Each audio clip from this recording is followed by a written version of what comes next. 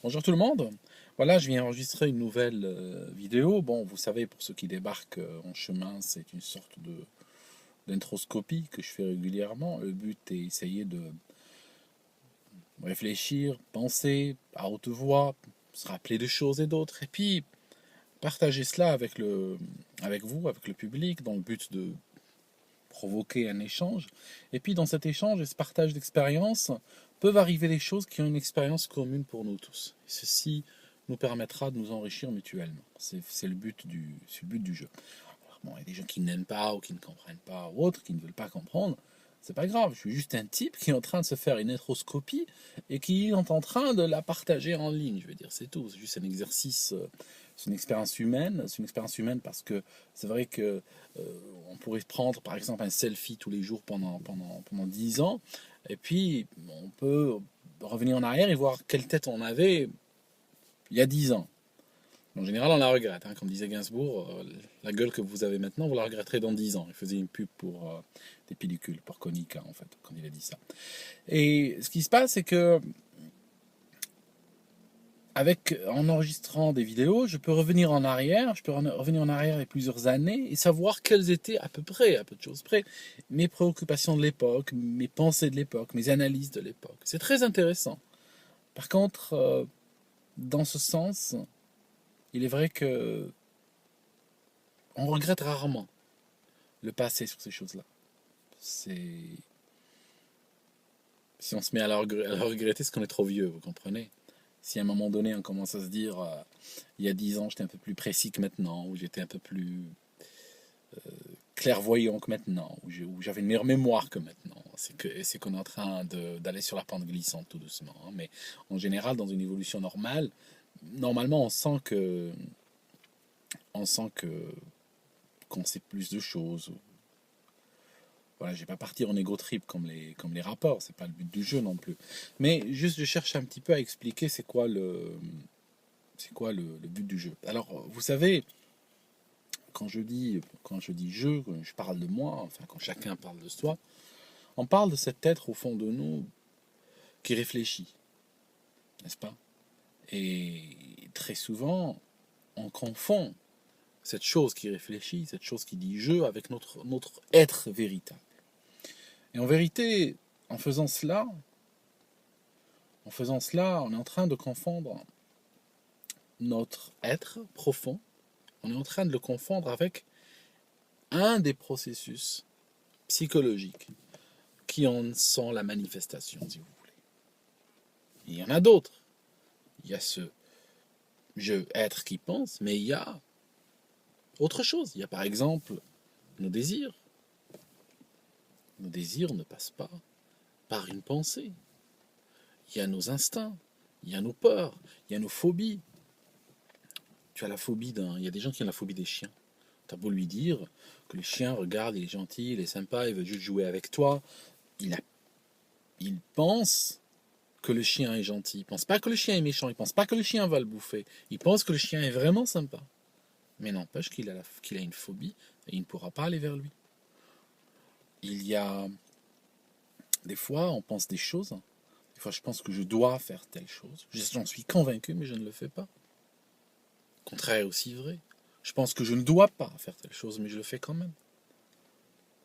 Donc cet être qui pense n'est pas n'a pas tous les sièges dans le gouvernement intérieur, vous comprenez, n'est pas la totalité de la personne. Des fois, pire encore, des fois, on a envie de faire quelque chose et on va trouver des justifications pour pouvoir la faire. On va essayer de tromper cet être qui pense, cette partie de l'être qui pense. Donc vous comprenez, quand monsieur Pascal, c'est Pascal, qui disait je pense donc je suis, c'est vrai que je pense donc je suis, mais c'est pas parce que je suis que je pense. Hein. Je peux être sans penser. Il y a des gens qui vont suivre des dogmes, par exemple. Ils vont pas penser. La partie pensée, la partie qui pense, qui compose et tout ça, est une partie qui joue un rôle très faible, très limité dans leur vie de tous les jours. Qui est juste qui est juste quelque chose hein, qui va leur servir pour des choses utilitaires, pour aller faire les courses au supermarché, pour, je ne sais pas, conduire une voiture, mettre du linge dans une machine à laver. Mais le reste, ils ont des dogmes. Donc, vous voyez, selon la personne, la composition de tout ce que j'ai cité depuis le début, désir, instinct, phobie, peur, attraction, pensée, subconscient, n'est-ce pas? Tout ça, toutes ces choses-là vont jouer un rôle, mais en fait, ce ne sont que des manifestations de quelque chose qui est beaucoup plus profond, mais qu'on ne peut pas toucher, mais qu'on peut juste essayer de comprendre au travers de toutes ces manifestations. Et en fait, le problème, c'est que ce moi qui réfléchit, ce moi qui pense, n'est pas infaillible.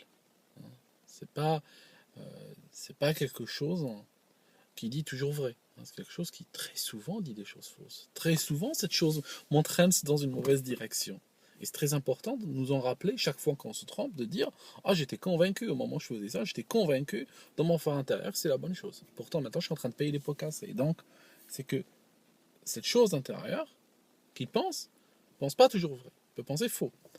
Et le problème, c'est que dans un contexte, par exemple, spirituel, c'est très compliqué. Parce que si mon salut dépend de cette chose qui pense, et dépend du fait que cette chose qui pense vrai ou pense juste ou pense correct, ah ben mes amis, je crois que nous sommes tous foutus.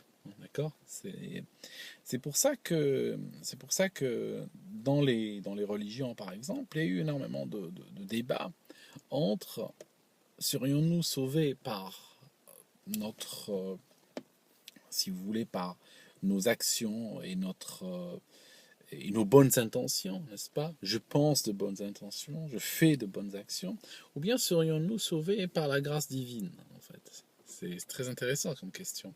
Et selon les religions, ou selon les religieux, selon chaque personne va y apporter une réponse différente. Par exemple, chez les musulmans, c'est clair, c'est tes actions qui vont te sauver, tes actions et tes intentions. Voilà.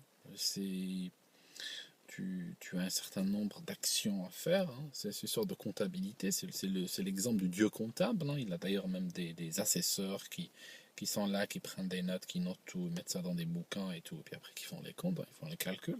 Et on sort dans une grosse machine, tac, ça sort le bilan, hein, c'est tout, hein. Dieu, je veux dire, il fait que valider, il dit bon, c'est positif, bon, voilà, quoi. Après, tu peux gueuler et dire non, c'est pas vrai, on n'est pas tout compté, etc. Bon, trop tard, hein, je veux dire, on a des milliards de personnes à juger, tu vois qu'on va s'arrêter à ta tête, hein, tu vois qu'on va te faire la compta, combien de personnes attendent, hein, je veux dire, c'est foutu, hein, t'es rien pour nous, toi, hein, je veux dire, hein, voilà. Alors c'est vrai que c'est traumatisant de voir, de penser un Dieu pareil. Mais il y a, comment il s'appelle, il y a Mark Twain qui disait,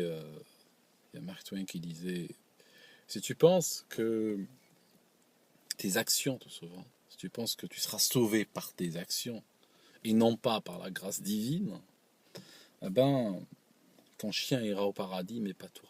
Le chien mérite mieux le paradis, n'est-ce pas? Quand vous regardez les actions d'un chien, les actions d'un être humain, hein, même le meilleur, hein, prenez le meilleur être humain de la ville et prenez son chien.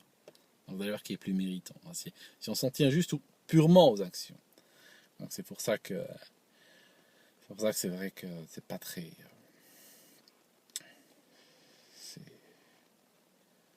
Ouais, ça reste son jeu. En fait, je suis même pas venu faire cette vidéo ce soir. Vous savez, je suis venu faire une autre vidéo. Je voulais parler de Corée du Nord, de Pyongyang et tout ça. Je voulais parler des migrations et des trucs comme ça. Finalement, je suis parti sur. Je vais faire une introduction à cette vidéo. Je suis parti sur autre chose. Et les personnes qui me demandent, ça m'arrive régulièrement. C'est quoi ta religion? Des fois sur un plan très inquisiteur. En fait, ma religion est une religion, c'est la religion universelle, si vous voulez. C'est la religion de laquelle découlent toutes les autres religions sous forme de lumière de couleurs différentes. C'est chaque fois qu'un humain a une foi sincère et qui va avoir une sensibilité, et cette sensibilité-là va être une sorte de spécialisation dans un certain domaine, mais qui est en fait cette spécialisation, moi je l'appelle une sorte de couleur qui émane de quelque chose quelque chose de beaucoup plus grand. Et si vous voulez, c'est pour ça que je n'encourage pas les gens, ou je ne tiens pas à encourager les gens à changer de religion, ça n'a pas de sens pour moi, parce que ça sert à quoi d'aller vers un rayon vert, un rayon bleu, et d'un rayon bleu à un rayon jaune, etc. En fait, c'est que tu vas juste sauter, tu restes à égale distance de la religion universelle.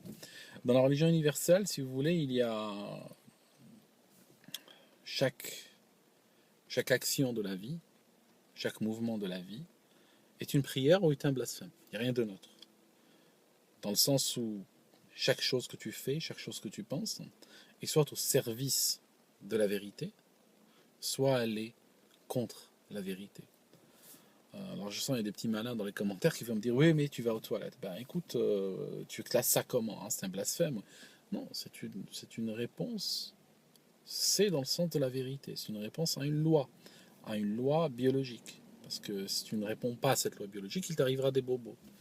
Et c'est quand même triste que l'être humain réponde à cette loi, parce que cette loi, elle a une sanction impérieuse et très rapide, et très nette, alors qu'il y a d'autres lois qui sont violées constamment. Alors qu'elles ont des réponses, ou qu'elles ont des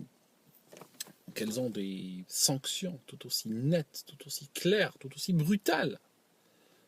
Et l'humain ne répond pas à ces lois parce que juste il n'en voit pas la sanction.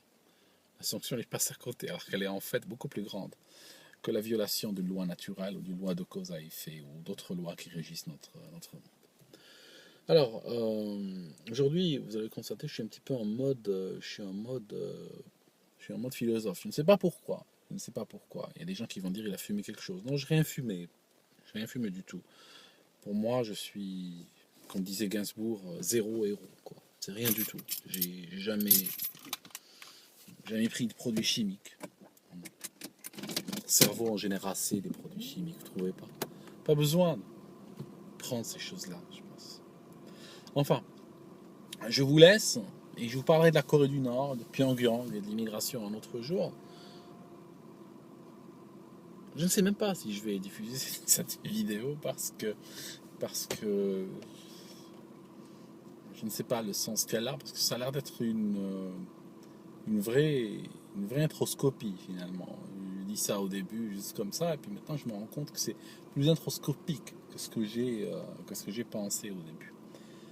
Enfin, c'est une recherche, c'est un chemin, et je serais très content de trouver cette vidéo dans un certain nombre d'années et voir si je suis toujours à la même page ou si j'ai bougé par rapport à cela dans un sens ou dans un autre.